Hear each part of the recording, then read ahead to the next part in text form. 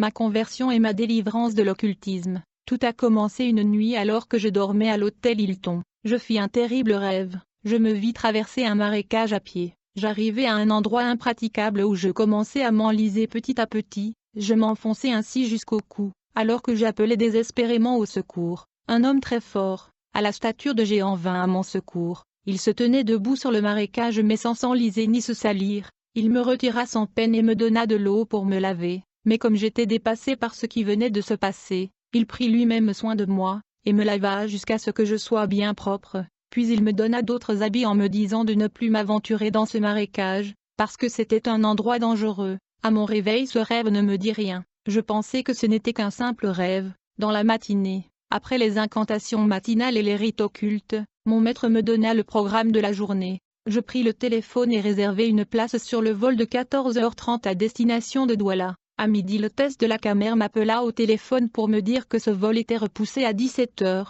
Finalement je ne partis que vers 22h30. Arrivé à Douala il me fallut passer la nuit à l'hôtel Lila. Je dus donc emprunter un taxi à l'aéroport. Je m'assis sur la banquette arrière en compagnie de 2 autres clients mais je portais sur moi une somme de 600 000 francs CFA. Avant le carrefour Saint-Michel, juste en face de la station-service Avia, l'homme qui était à côté de moi me passa une main autour du cou. En me pointant un poignard sur le ventre, il me dit « Si tu ouvres le bec, je vais te faire voir tes intestins ».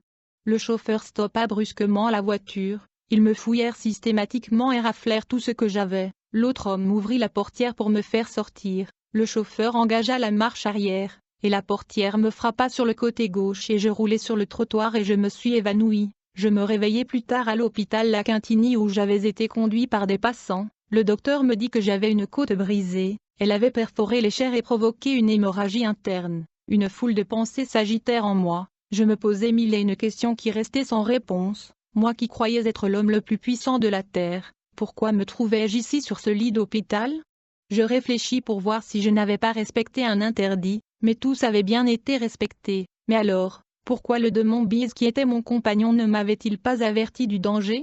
Cet événement devait certainement signifier quelque chose. Satan était-il fâché contre moi? Pourtant ma puissance était toujours en moi. Que s'était-il passé au juste?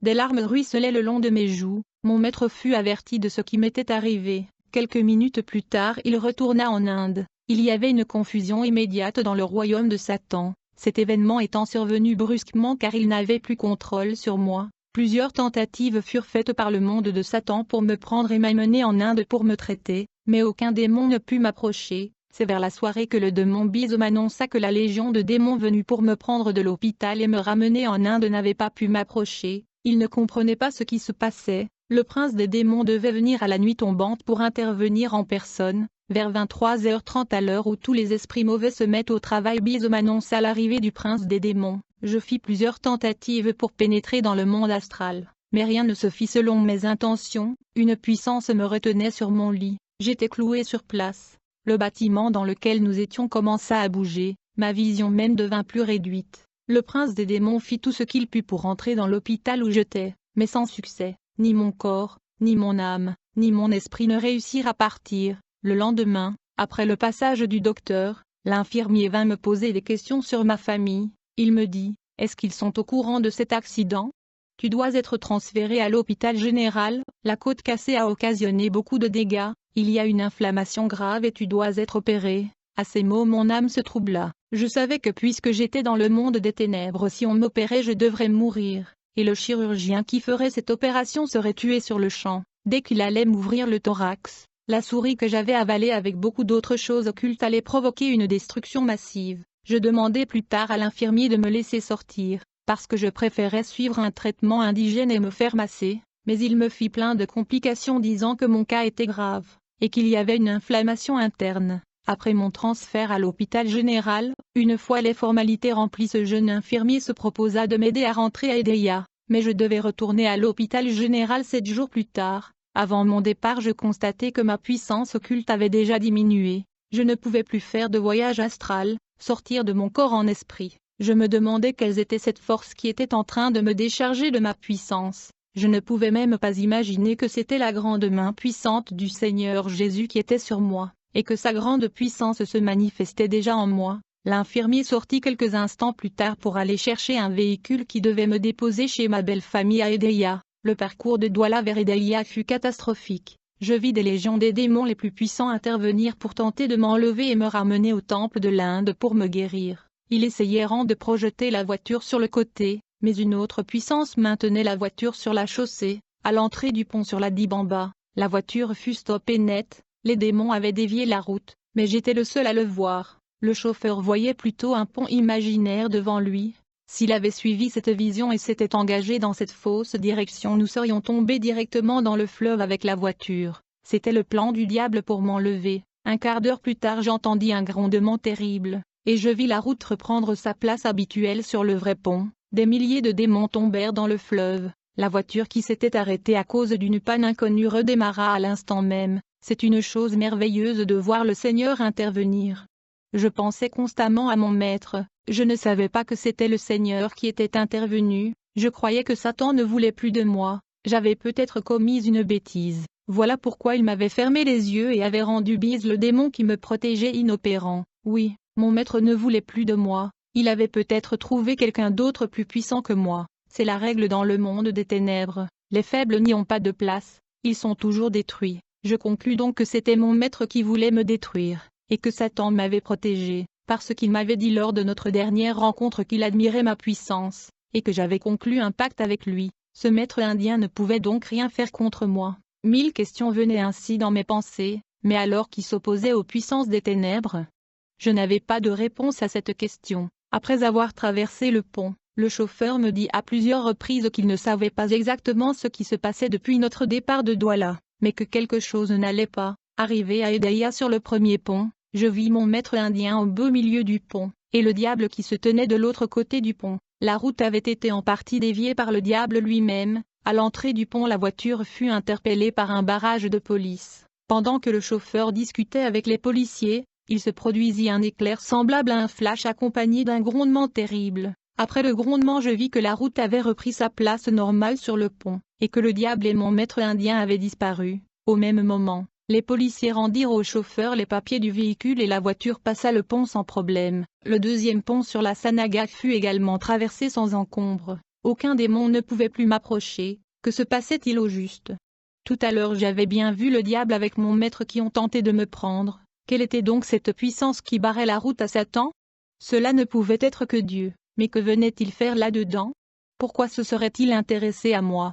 Au début je pensais que c'était mon maître qui voulait me détruire, et que Satan était mon défenseur, mais je les avais aperçus tous les deux sur le pont. Cela voulait dire qu'il y avait quelqu'un d'autre qui s'intéressait à moi. Si je ne pouvais plus faire de voyage astral, est-ce que cela pouvait être à cause de Jésus?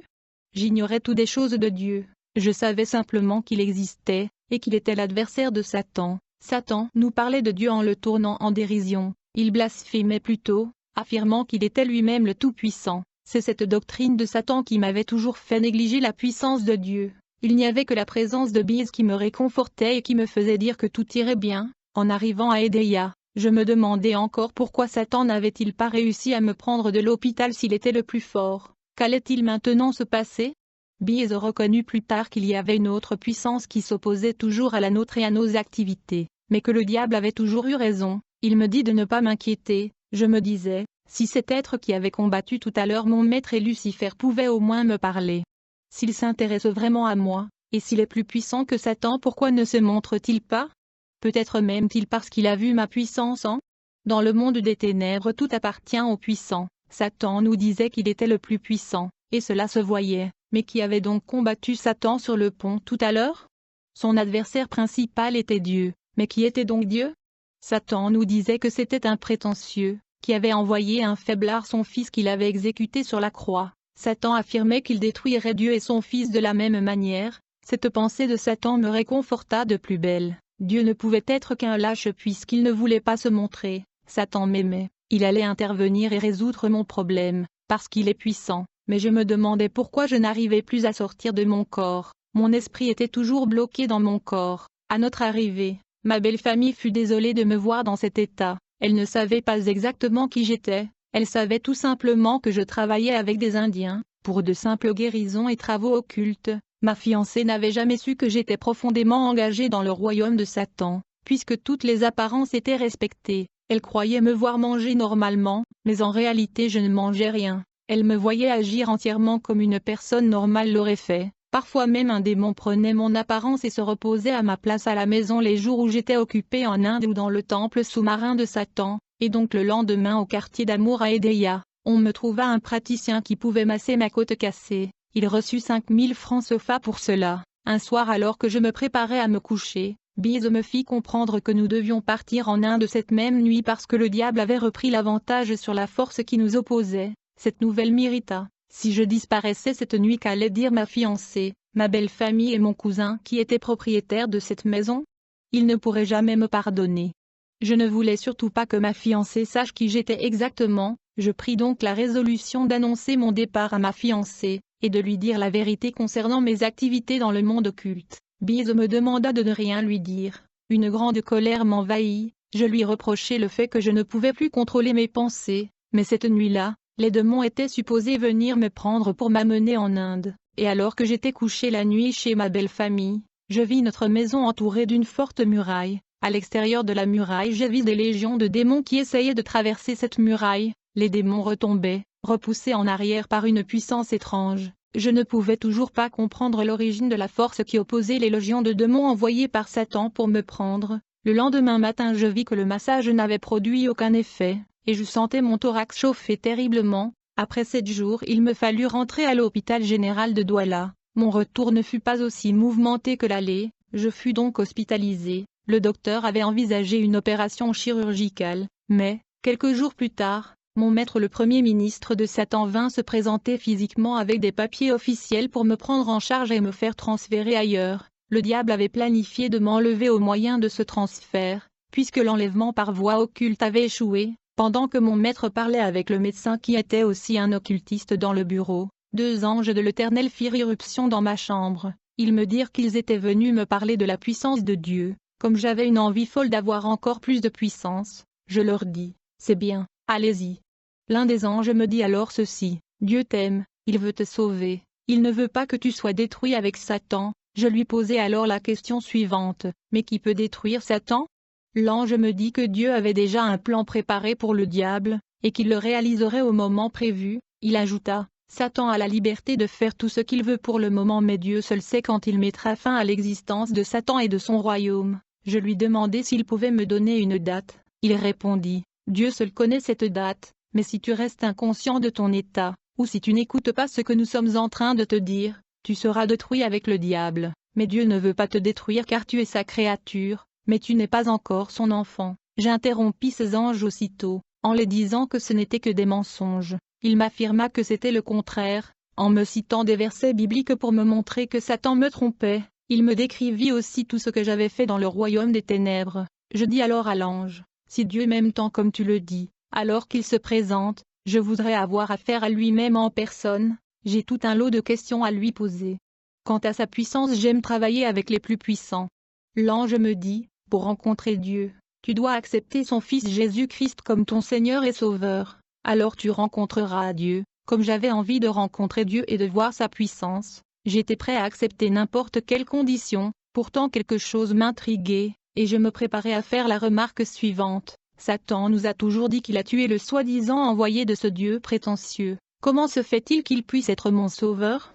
Si le Jésus dont vous parlez est le même que l'envoyé, ce Dieu prétentieux, alors ce n'est plus la peine de continuer à me parler de lui. L'ange, comme s'il avait lu mes pensées, commença à m'expliquer le mystère de la mort de Jésus, mais le démon Biz aussi me parlait en moi, me disant que ces anges me racontaient des mensonges abominables, mais puisque je voulais rencontrer Dieu en personne, je n'allais pas me laisser arrêter par cette seule condition qui était de reconnaître Jésus-Christ comme Sauveur.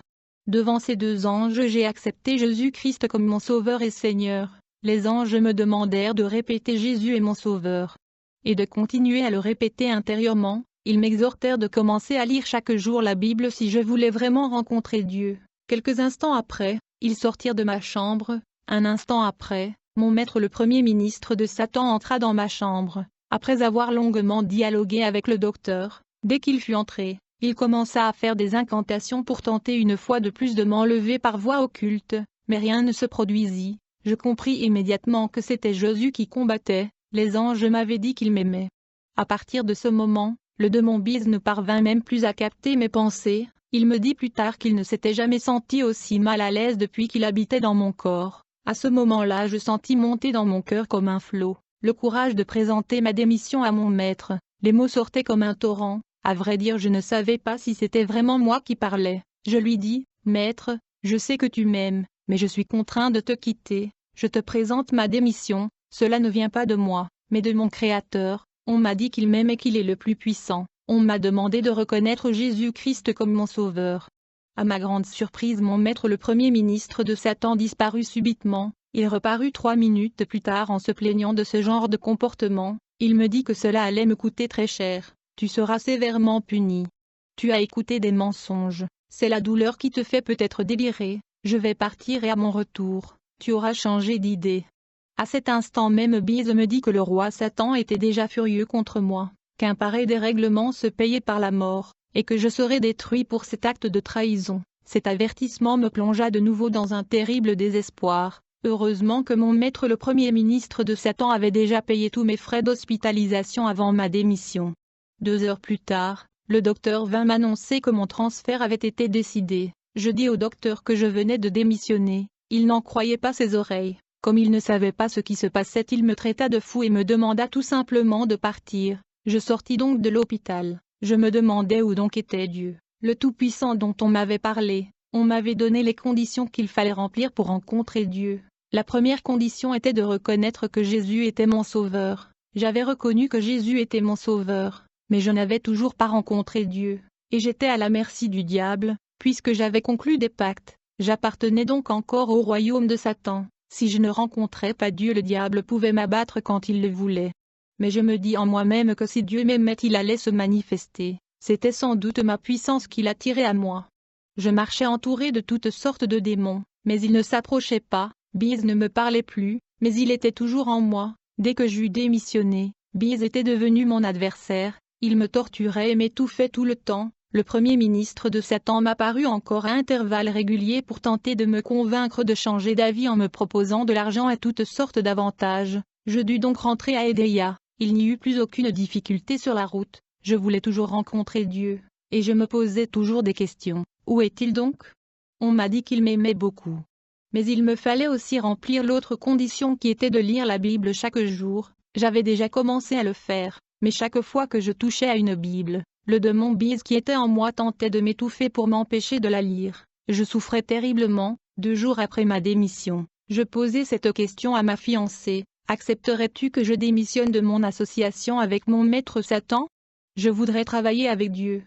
Elle me dit que c'était son souhait et qu'elle priait pour cela. Comme je voulais rencontrer Dieu, je lisais la Bible du matin au soir. Partout dans la Bible, on ne faisait que parler de la puissance de Dieu et de Jésus, mais tout ceci ne me suffisait pas. Je voulais le voir de mes yeux comme je voyais Satan. Mon état de santé empirait de plus en plus. La mort approchait. On me conduisit chez un guérisseur à Macondo, mais il fut incapable de me soigner. Il avait fixé son prix à 180 000 francs CFA, et exigea de recevoir d'avance 80 maïls, un poulet, et d'autres choses encore. Mais il avait peur de moi. Il ne pouvait pas sortir son esprit de son corps lorsqu'il était à côté de moi, car mes incantations l'auraient fait mourir. Toute personne qui tentait de le faire était mise à mort aussitôt. Il me dit alors qu'il allait faire appel à ses collègues, mais comme je connaissais tout du royaume des ténèbres, je savais que personne ne pouvait me soigner, si ce n'est mon maître et Satan lui-même. Satan dispose de toute une armée, lui-même est le général en chef. Mon maître occupait une position semblable à celle d'un colonel,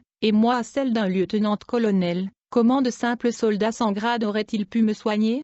Le lendemain, je dis à ma fiancée qu'il fallait que nous rentrions à Edéia. Si Dieu voulait m'abandonner, je préférais mourir là-bas, ou dans le train qui me ramènerait à Edéia. Pendant le voyage, je vis plusieurs démons féroces qui avaient reçu la mission de me tuer. Quelle chose terrible!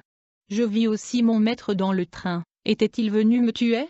L'image du pont me revint en mémoire. Je me dis que si Dieu avait déjà empêché que notre voiture tombe dans le fleuve, il allait aussi arrêter mon maître, s'il avait encore des intentions semblables. Quelques secondes plus tard, mon maître disparut de ce train. Je suis sûr que Dieu était à mes côtés. 2 jours plus tard, à Edéia, pendant mon sommeil, je vis un homme qui avait la forme de mon père mort m'apparaître et me dire « Il paraît que tu es malade ». Je répondis que je n'étais pas malade. Il insista pourtant, et quelques instants après me montra l'écorce d'un certain arbre que je devais aller chercher dans un endroit précis pour que je sois guéri. Je me réveillai et racontai ce rêve à ma fiancée. Dès 5h30 du matin je partis pleinement persuadé que cette écorce allait me guérir. Arrivé sur les lieux derrière les anciennes usines Cellucam, dans cette grande brousse je trouvai l'arbre en question. Alors que je commençais à enrâper l'écorce, une main toucha mon épaule. Subitement, je me retrouvai dans un autre monde, en compagnie de l'homme qui m'avait touché l'épaule, un monde merveilleux. Moi qui connaissais le monde des ténèbres, le royaume de Satan sous la mer, son luxueux temple, et ses laboratoires, je vis que tout cela ne pouvait pas égaler la splendeur de cette cité. L'homme qui m'accompagnait était lui-même d'une beauté unique, je ne pouvais même pas le fixer du regard, tant son éclat était éblouissant, comme celui du flash que j'avais vu briller sur le pont. Pendant quelques secondes seulement, je sentis la peur me pénétrer jusqu'au haut. La ville était illuminée de l'éclat de sa propre lumière. Je vis une rue en or, des maisons en or. Aucune ville au monde n'est tracée de la sorte. Nous pénétrâmes dans un grand bâtiment flamboyant fait d'or pur. Il y avait là des gens tous occupés à travailler. Les équipements ressemblaient à ceux d'un central téléphonique. L'homme donna un ordre, et je vis avec surprise toute l'assistance disparaître subitement. Oui, Jésus-Christ est le coordonnateur d'une organisation hautement structurée. Dans cette cité, on respire non seulement la sainteté, mais une pureté merveilleuse. Un écran géant apparut brusquement devant moi. Cet homme me dit, « Dieu t'aime, et aujourd'hui tu deviens son enfant, c'est-à-dire mon enfant. Tu étais dans le monde obscur de Satan, tu connaissais son royaume et tu étais son enfant. Maintenant tu deviens mon enfant et tu connais mon royaume comme tu as connu celui de Satan. Regarde comment tu marchais dans ce monde, et comment mon armée a combattu pour toi pendant toute ta vie. Et tu verras ce qu'il faut faire pour recevoir la puissance de Dieu que tu désires tant.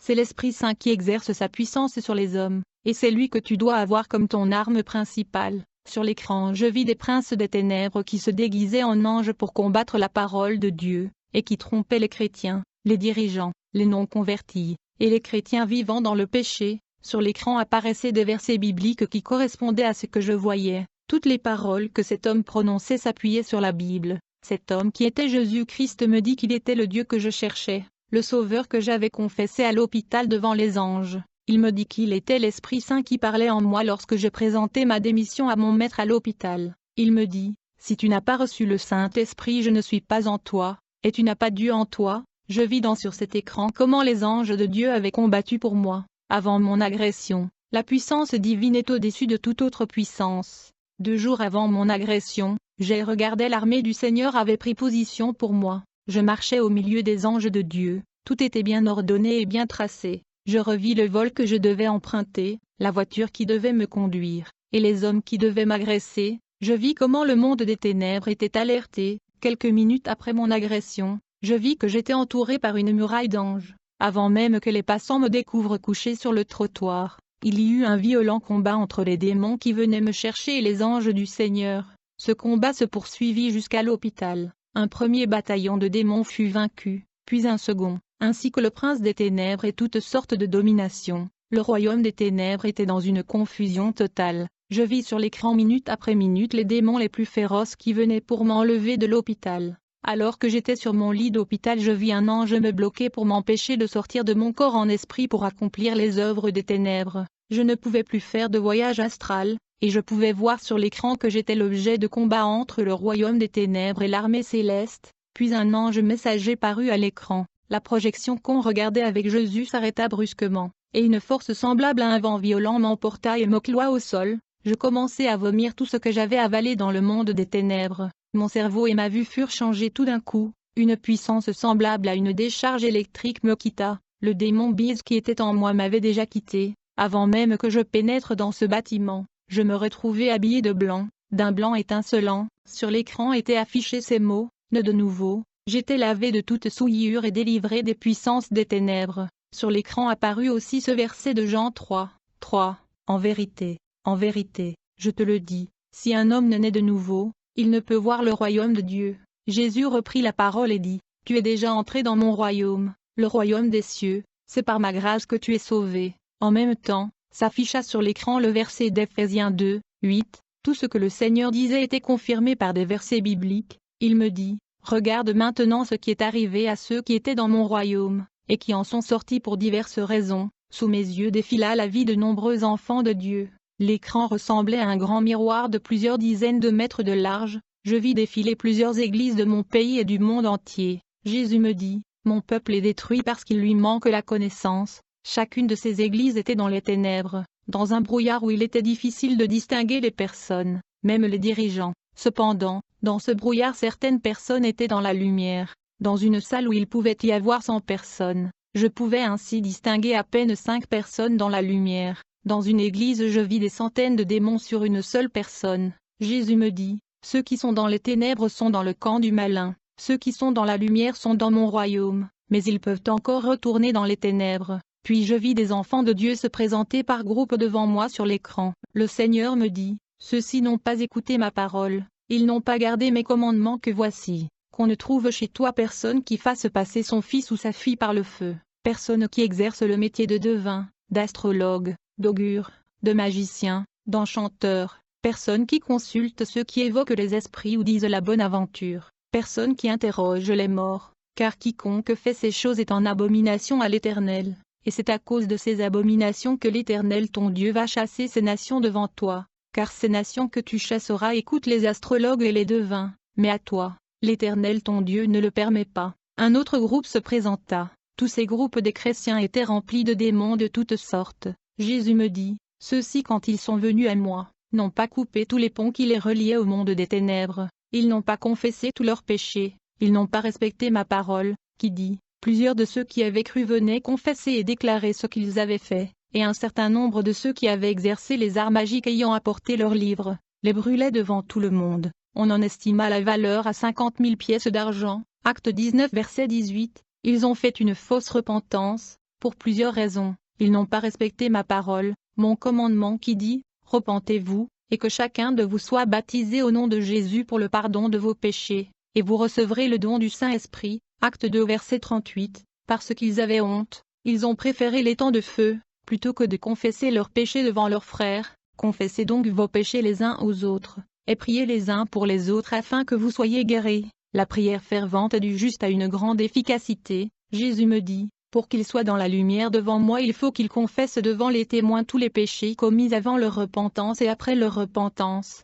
sinon ils seront jetés dans les temps de feu et de soufre. S'ils ne font pas honte à l'ennemi en confessant tous leurs péchés un à un, regarde ceux qui sont responsables de la destruction de mon peuple, ils travaillent pour leur ventre, ils enseignent pour leur intérêt, ainsi, leur fin sera la perdition, ils ont pour Dieu leur ventre, ils mettent leur gloire dans ce qui fait leur honte, ils ne pensent qu'aux choses de la terre, méfie-toi de ceux-ci car ils travaillent avec l'ennemi, car il s'est glissé parmi vous certains hommes dont la condamnation est écrite depuis longtemps, des impies qui changent la grâce de Dieu en dissolution, et qui renient leur seul Maître et Seigneur, Jésus-Christ. Jésus me dit, voici ceux qui les suivent et qui écoutent leur doctrine, leurs faux enseignements et leurs faux miracles, puisqu'ils n'ont pas voulu suivre mes commandements, je leur envoie une puissance d'égarement, pour qu'ils croient aux mensonges, afin que tous ceux qui n'ont pas cru à la vérité, mais qui ont pris plaisir à l'injustice, soient condamnés. Jésus me dit, cette grande foule que tu vois a abandonné la foi pour s'attacher à des esprits séducteurs et à des doctrines de démons.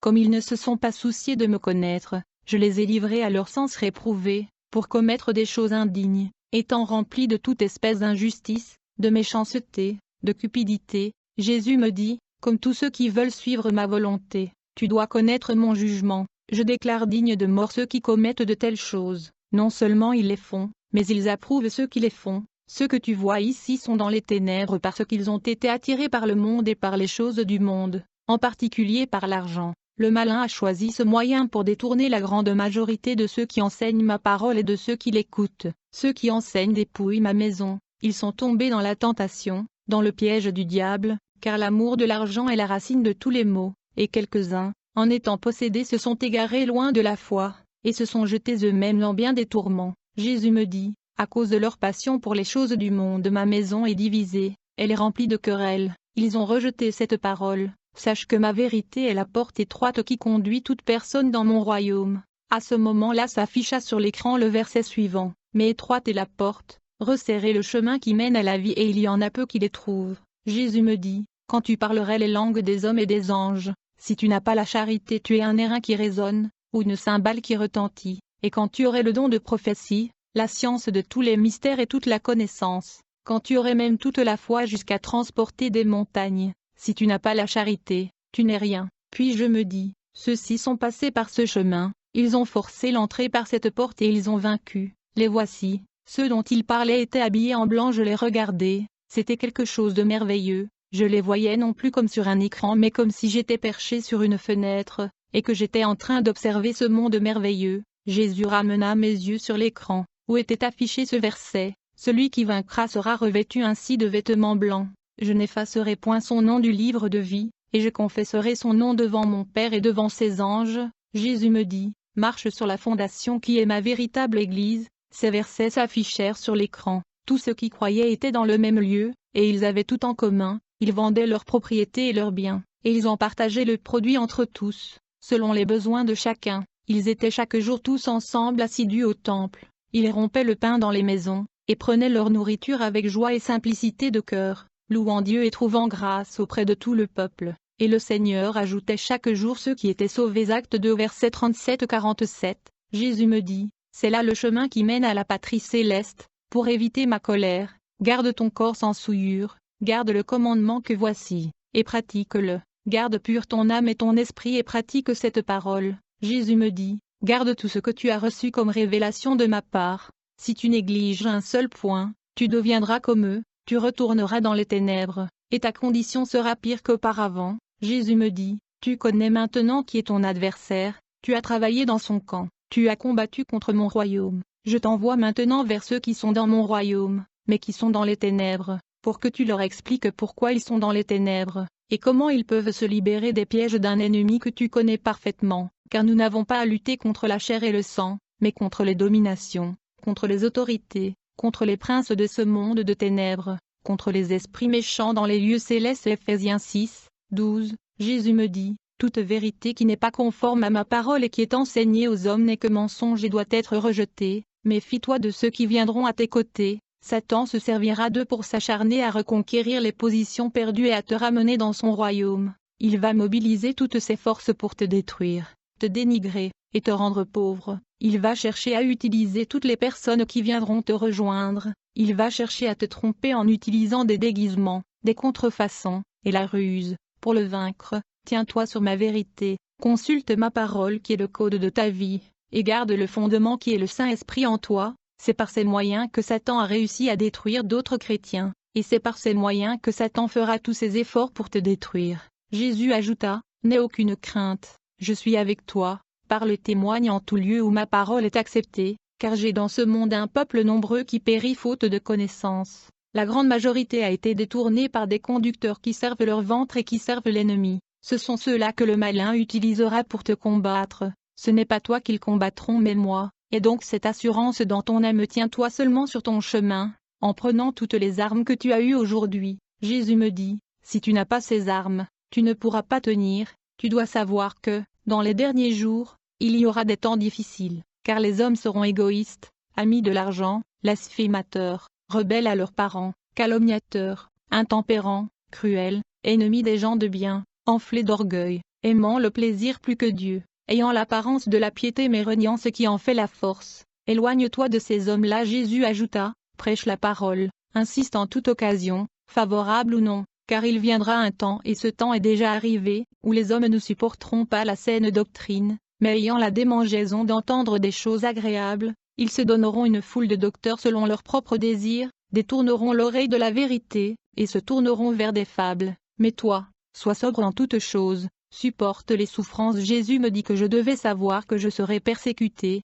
Ce verset s'afficha alors sur l'écran, comme tous les autres. Or tous ceux qui veulent vivre pieusement en Jésus-Christ seront persécutés. 2 Timothée 3, 12. Jésus ajouta, mais je te promets une chose, écoute ma promesse, je vous le dis en vérité, il n'est personne qui ayant quitté à cause de moi et à cause de la bonne nouvelle, sa maison ou ses frères ou ses enfants ne reçoivent au centuple présentement dans ce siècle-ci, des maisons 7 des terres avec des persécutions, et dans le siècle à venir la vie éternelle. Jésus me dit, je viens bientôt.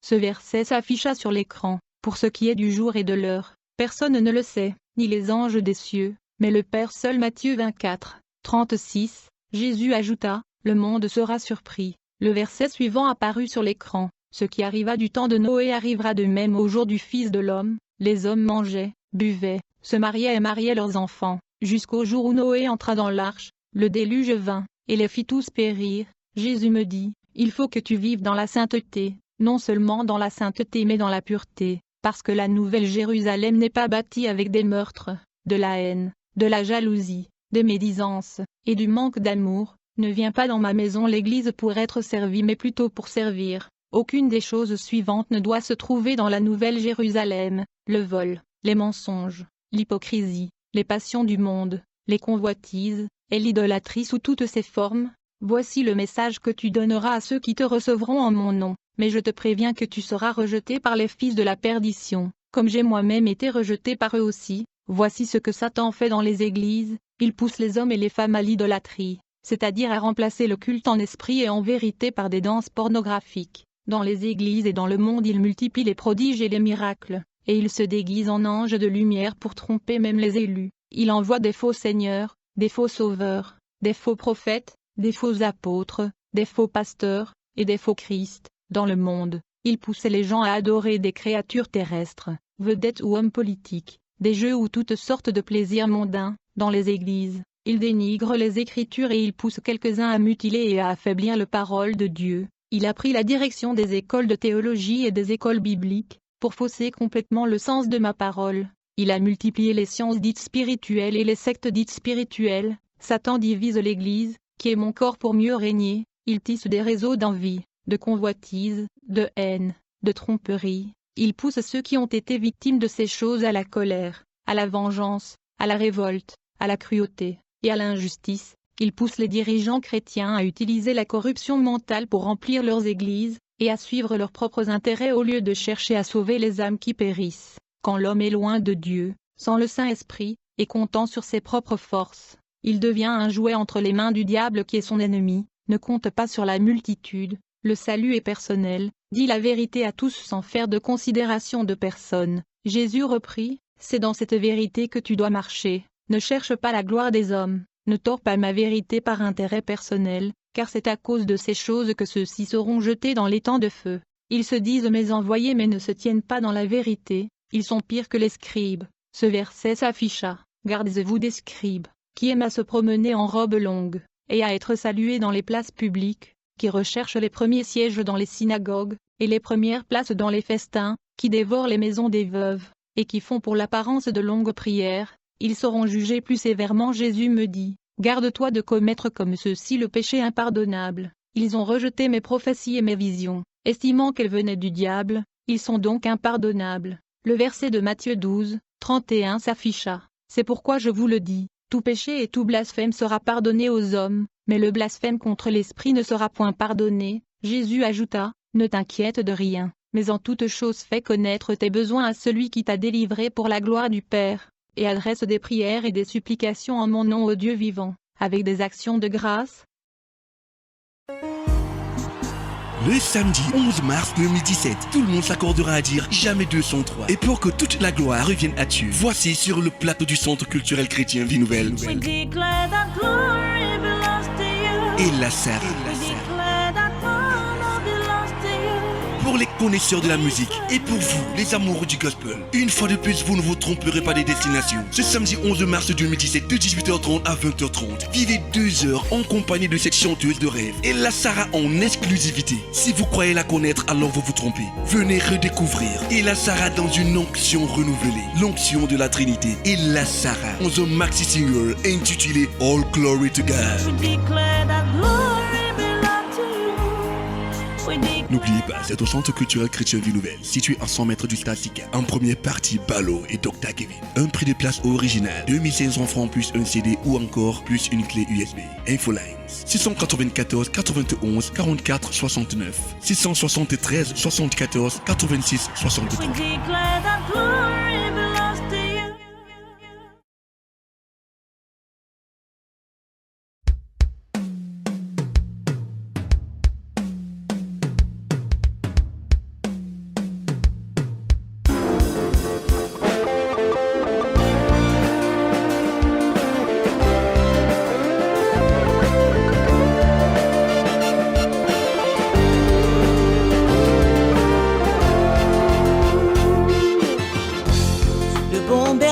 ses brebis.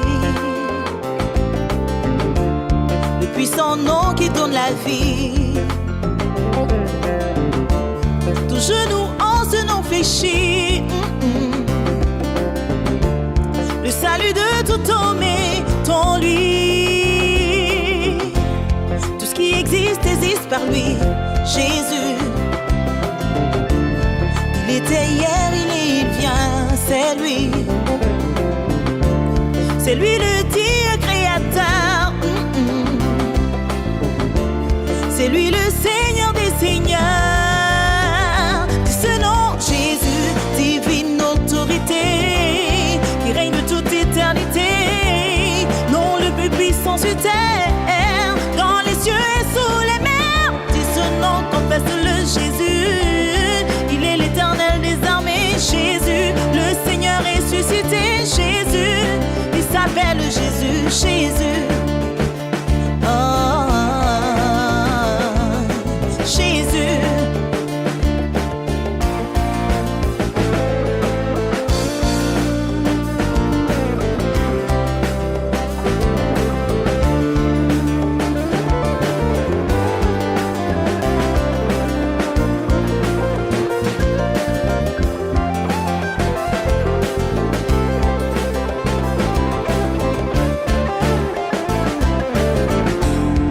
Il entend le cri du juste.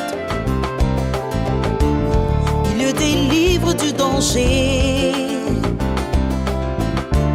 Car son nom est tout puissant. Il est le lion de Juda. Confesse ce nom, Jésus. La vérité qui a franchi.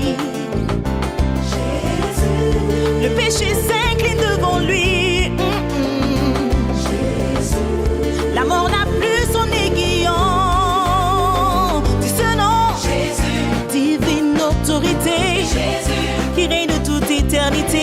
Jésus. Non, le plus puissant sur terre, dans les cieux et sous les mers. Dis ce nom, confesse-le, Jésus. Jésus. Il est l'éternel des armées, Jésus. Le Seigneur est ressuscité. Il s'appelle Jésus, le roi des rois. Il est le tout-puissant, il est le Seigneur, le Rédempteur. Il est ressuscité. Oh, il est le roi des rois, le tout-puissant, l'indomptable, le véritable. Il est ressuscité. Oh, il est le roi des rois, le tout-puissant. Il est l'indomptable, le redoutable. Il est ressuscité, il s'appelle Jésus. Donc il décompte les situations, donc par lequel je suis sauvé, par ses blessures je suis guéri. Il est ma raison de vivre.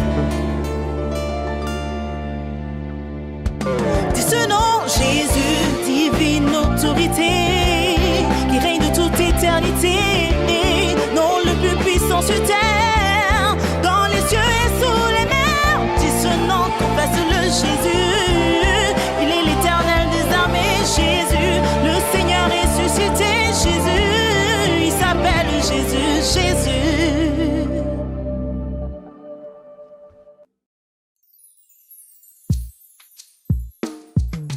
Na na na na na. Na na na na na na na na na. Na na na na na na na na na. Na na na na na. Na na na na na. Na na na na na na na na na. Na na na na na na na na na. Na na na na na. Non, je ne pourrai jamais assez me cacher devant tes yeux. Aucun lieu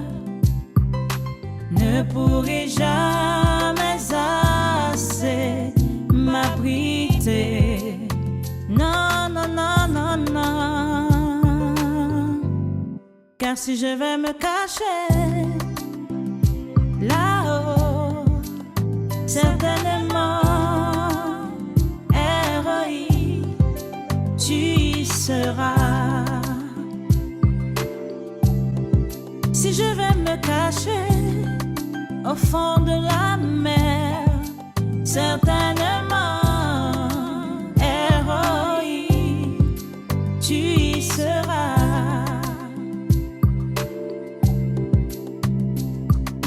Non, non, non, non, non. Non, non, non, non, non, non. Non, non, non, non, non, non, non, non. Non, non, non.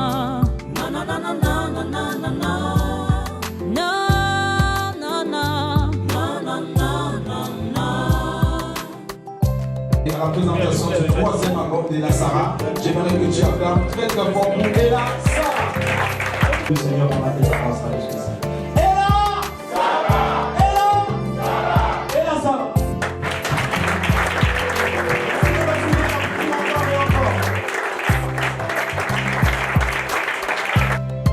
Si je disais à la montagne, couvre-moi dans le noir, tu peux voir une fourmi noire dans un trou noir. C'est une bénédiction ce projet et nous prions qu'il soit une bénédiction pour tous les enfants de Dieu, pour notre nation et pour le monde. Est-ce qu'on peut acclamer pour Ella Sarah qui va venir nous exécuter? Je suis loin de toi, je ne peux me cacher devant toi. Toi tu me sens de roi depuis le sein de ma mère.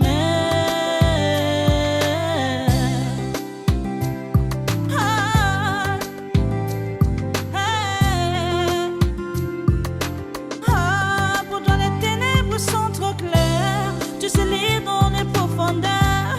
Tu sais voir au fond de mon cœur. Tu sais lire au fond de moi, oh, mon sauveur. Pour toi les ténèbres sont trop claires. Tu sais voir dans les profondeurs. Tu sais lire au fond de mon cœur. Où pourrais-je fuir devant toi? Pour toi les ténèbres sont trop claires. Tu sais voir entre tes mains. Tu sais lire au fond de mon cœur. Les extrémités entre tes mains. Pour toi les ténèbres sont trop claires. Tu sais voir dans les profondeurs. Tu sais lire au fond de mon cœur, oh mon sauveur. Pour toi les ténèbres sont trop claires. Tu sais voir dans les profondeurs. Tu sais lire au fond de mon cœur, oh mon sauveur. Pour toi les ténèbres sont trop claires. Tu sais voir dans les profondeurs. Tu sais lire au fond de mon cœur, oh mon sauveur.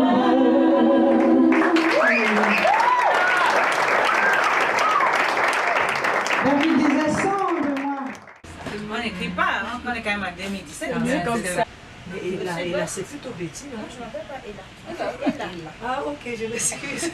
C'est un prénom. Tu veux la ramener au village? Ça peut faire déjà 6 ans. Quand je suis entrée de son petit, ça me fait comme ça. Elle a d'abord son petit nid franc, comme ça. C'est votre ma chanson. Et quand je m'approche d'elle, elle me dit, oh, Ella avait. La réponse justement, ça va lui permettre de soit me donner l'argent, soit de voilà. Je connais quelques petits mots. Hein? Voilà. Ah mais tu sens bien.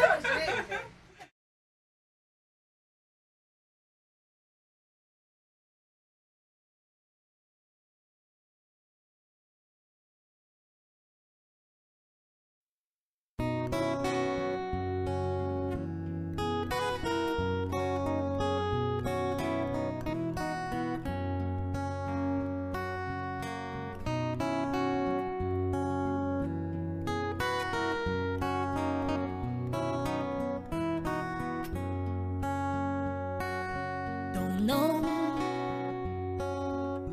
est le label gagnant qui a changé ma nature. Ton nom est le bon souverain qui a fermé mes blessures. Ton nom est le diamant l'écriture.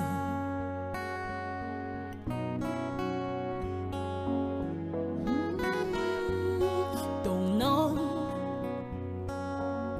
est le parfum qui vient me libérer quand j'étouffe. Ton nom est le rocher qui m'empêche de tomber quand je souffre. Ton nom est le cri de guerre qui étourdit l'ennemi.